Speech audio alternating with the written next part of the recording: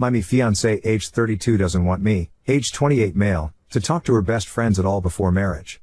We have been dating since the last 2.5 years, and those 2.5 years has been mostly public. Public in the sense that both me and her like to post pictures or reels of ourselves from vacations or times together, and we were very clear that we were in a relationship on Instagram. However, she doesn't have many real-life followers from office or personal life on her Instagram. She has around 7 or 8 really good friends who she meets on a regular basis and one cousin. We are both matured adults and decided to get married in the coming year in 2024 November or December since we started dating. So I thought it would be better if I introduced her to my family too last month, so I took her consent and decided to meet with my family at a good restaurant in the city. My family got to know her and they liked her and decided to fix the date for our wedding. But my GF said it would be too early for her to get married this year, so we eventually decided to fix the marriage date for February 2025, 6 months from now. Usually in my city, it's a requirement to book the marriage halls early enough so that you get a proper hall. So I took her consent and discussed with my family and booked a hall for marriage. Few days later she also went and booked a hall for her side of the party. It is normal to have parties from both bride and groom's side in our culture. Basically, so far I have made her meet my family and one female friend of mine who lives in a different town with her BF, and both of the meetings were proper well-planned meetings. She also met maybe another friend of mine accidentally in the mall. I however have never met her friends in that manner. Only once or twice I met some friends by accident as I was driving my GF somewhere, and 2-3 of her friends also hopped in and we just spoke a few words as we traveled in the car. But her friends were aware that we were dating, of course. Now a strange incident happened last week which left me really confused. It was a text from a friend of hers on Instagram. Before this I had never spoken to this friend of hers except for only once, a year back, when my GF wasn't talking to me as we had a fight, and so I texted this friend of hers and asked her politely to talk to my GF once as she is a good friend. She said okay, I will surely talk. And also I texted her friend only because I felt my GF back then was going through a lot of things and probably she would need a friend to discuss properly as she had a huge financial loan etc., and even had a fight with me and her family for some reasons. Shortly afterwards I got a call from my GF regarding me DMing her friend on Instagram, and she asked me very angrily to never talk to her again. To which I was surprised, but I complied as our relationship wasn't so stable back then and I gave her space to settle. And after a while that day, I got a message from her friend saying hey, sorry I can't help you in this, and she blocked me on Instagram. I was okay and didn't react back etc., so this was last year's incident. Now this same friend texted me suddenly last week as she was not able to reach my GF over call and she was tensed as what was going on. I politely replied back saying hey, she's alright, probably busy with office work, I will inform my GF that you are trying to reach her. I called my GF and said her friend called, to which she was like, oh lord, what, why does she have to text you, please block her on Instagram. I found it very weird to block that friend and immature at the same time. So I told her I won't, so my GF told me that if I want then her friend will. Few moments later I saw I was again blocked on Insta by her friend. Actually this time around it made me a little angry and I ended up texting her on her other Insta handle and told her, hey, how are you doing? I didn't like what you just did and this is not a very respectable way to talk to someone. I also wrote if your husband has some self-respect he should also not text my girlfriend when you guys are having issues. Then she replied saying hey, my husband, me and her were in her life much before you came to her life. After which I politely explained that I didn't mean to break their friendship and only wanted to make their bond better and just felt disrespected for being blocked twice when I wanted to just talk to them once or get to know/meet them. So she didn't reply to this and informed my GF, and my girlfriend again came out angrily and was very angry with me as I referred her friend's husband. I felt that was the only logical way to express myself. I was serious about her and made her meet my family and friends. She had no family members, her parents also passed away and cousins live in other countries or far away now, but her friends would be the ones who would be present at our wedding from her side. So I expected her to take me a little more seriously and maybe not ask her friends to block me, at least on Instagram. She often visits this female friend's house and sometimes they have sleepovers and sometimes even parties with this friend and her husband in their house, birthday parties or some other reason. I never got to properly go out or meet any of her friends in an official go out/meet kind of sense. I expressed her couple of times that your friend brings her husband and baby along in group meetings sometimes, so maybe I can also go along and meet them once. But she is strictly against this, and this blocking incident recently is seriously bothering me. My GF says my ex-boyfriends had bothered my friends earlier as well and I don't want these things to happen again. But this probably would have made sense to till maybe like a year back, but now we are gonna get married in 6 months. Even now she's hesitant and says she will introduce me to them only after marriage. And also when she gets married these friends will probably have to help her make her side of the arrangement/duties as she has no one else. So I needed to talk to them as well for our upcoming wedding preparations. I haven't spoken to my GF since last 2 days because of this, and she also is saying she is unsure of the marriage now after I expressed this desire to meet her friends, and she says that I will be controlling in nature in the future. I feel she will text me or call me back soon. Am I asking for the right thing by asking her to introduce me to her friends? What should I do? What do they know about her that she doesn't want to take the chance that they might slip up on and mention to you? Yay, that's what I have been thinking all the time. Update 1. It's not been long since the blocking incident, but today I just got surprised to learn that my GF's mother, who she always has been referring as dead, is not really dead. So few weeks back the girl, her best friend, who is already married with one kid, just texted me to know the whereabouts of my GF as she was not able to reach her. My GF, on knowing that, instantly asked me to block her and I refused, but she then made that best friend block me, and the rest of the story is already there in the previous post. Since then I was not able to trust her. My GF has always been telling me that there is no one in her family. She said she was a single child and both her parents have passed away. She used to go to her countryside home every 3 to 4 months to visit her aunt, who she said was the only person living there, but it always seemed a little off. And every time she used to go there she used to stay for at least 2 to 3 days. There were other things which seemed off too, like whenever she used to get a phone call, her contact name used to show as Dad Home and a lady used to speak from the other end who she always used to refer as her aunt. My GF has already met my parents and we were supposed to get married in the coming February. My parents were hesitant about our marriage because they also didn't like this secrecy and the fact that my GF asked her best friend to block me. I just thought it to be generational differences and was trying to make my parents understand that maybe it's not that big a thing. But still, my parents didn't like this relationship, and one day last week, they just went near my GF's office and asked a colleague of hers if she knew about her parents. But that colleague didn't know a lot about her family.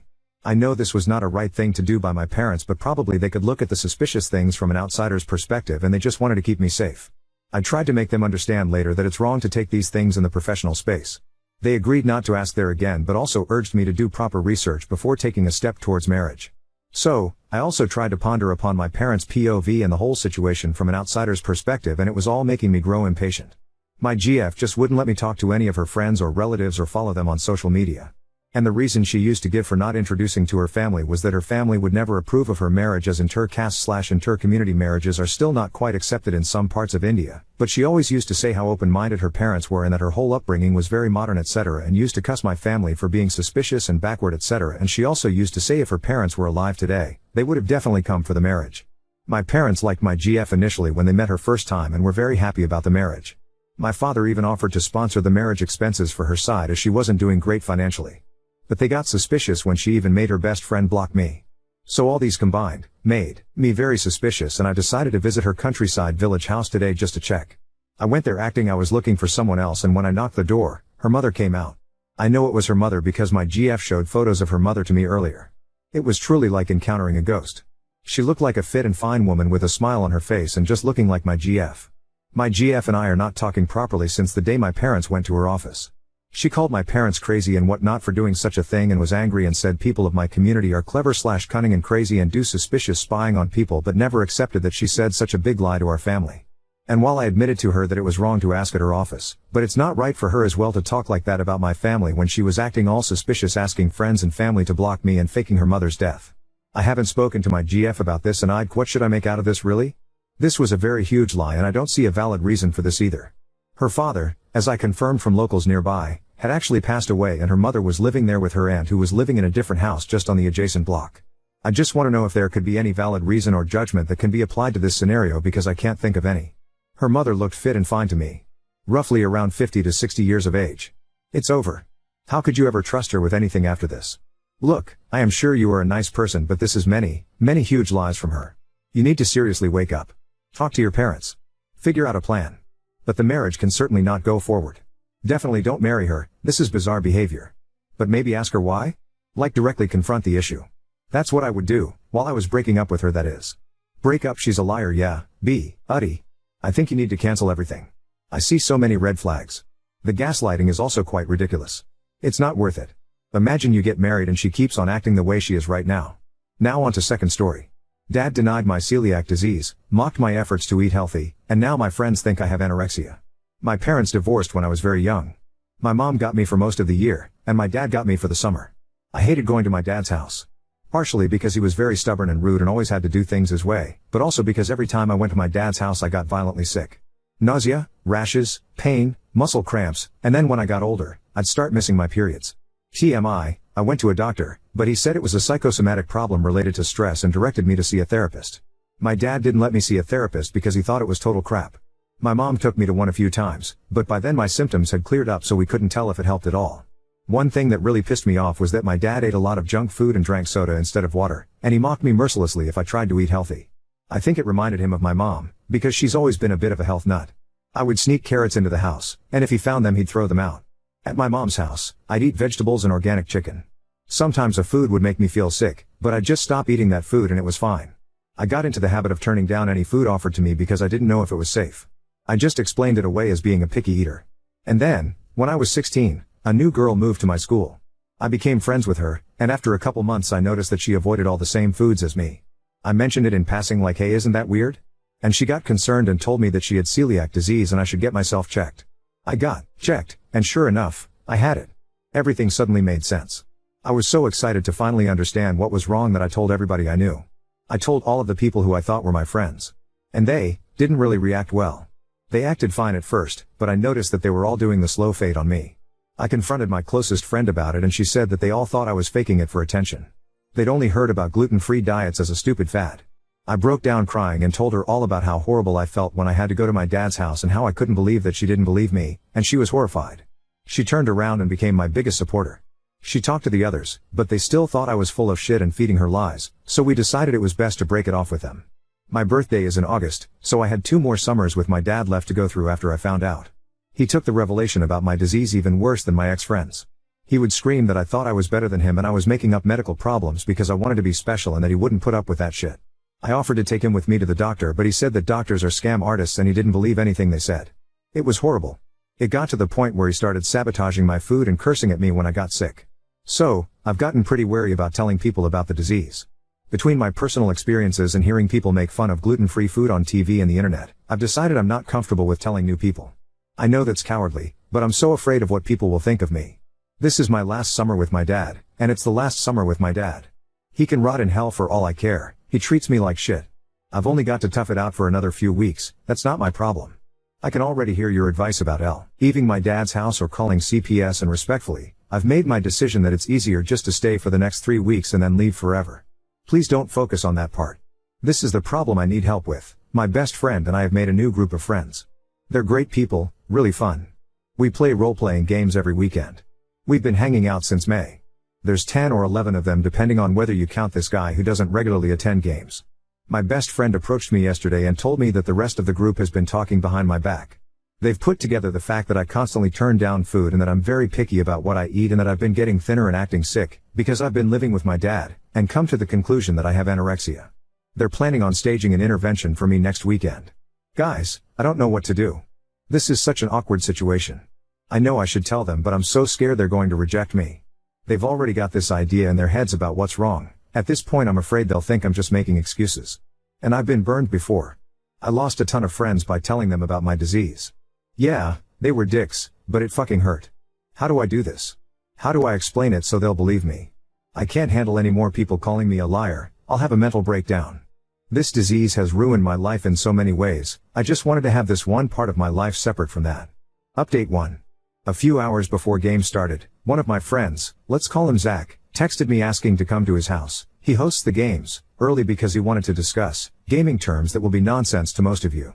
I figured this was probably the intervention and texted my best friend. I think there was some confusion in the last post. This is the friend who was with my other friend group who I pour my heart out to. Then she followed me to the new group. Let's call her Laura, to ask if she'd been invited too. She hadn't, so I asked her to come with me. Before I went to his house, I did something a little cheeky inspired by one of the comments on the last post. I went and picked up some gluten-free Chinese food from a place I frequent. They have this amazing vegetable fried rice that I've fallen in love with. They're really careful about cross-contamination. I've been eating there for years and never gotten sick. I brought the food with me to Zach's house, along with Laura and my notebooks and dice for role-playing. Zach seemed really taken aback that Laura was there. I asked him if he had a problem with it, because if we were going to talk about complicated gaming things, then she should be part of the conversation because of qualifications. I'm really sorry, I'm trying not to drop a crapton of gaming jargon on y'all. He awkwardly said that it was fine. Then I said something like, is it alright if I eat something while we do this? I missed lunch and I'm really hungry. And pulled out the Chinese food. He said it was fine but seemed kind of alarmed, like I was freaking him out. I started eating and he started his pitch.